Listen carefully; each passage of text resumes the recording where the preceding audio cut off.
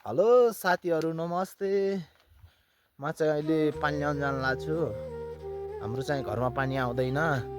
सौर्य ऊर्जाको लिफ्टिङ खाने पानी थियो, बिग्रिएर अहिले चाहिँ 3-4 दिन भइसक्यो पानी बिग्रिएको।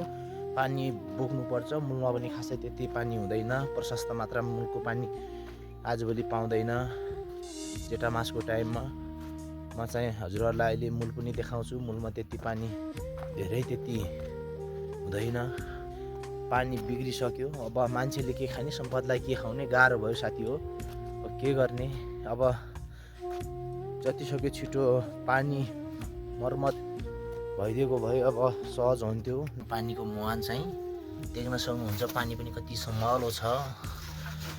अब हाम्रो सौर्य ऊर्जाको पानी नआयो भने चाहिँ हामी चाहिँ यहीँ आउनुपर्छ। पारी त्यहाँ हाम्रो चाहिँ गाउँ यहाँ हो। यहाँदेखि चाहिँ हामी पानी लिनै यहाँदेखि चाहिँ आउनुपर्छ। 2 घन्टाको बाटो छ। अब म चाहिँ पानी भर्न लाग्छु साथीहरू। के गर्ने साथीहरू, अब पानी बोकेर अब म पनि अब उठिसकेँ यहाँदेखि। अब पानी बोकेर अब घर जान लाग्यो। अब घर पुग्न पनि त्यही 1-1.5 घन्टा लाग्छ यहाँदेखि। पानी लिएर घरमा पुगिसकेँ।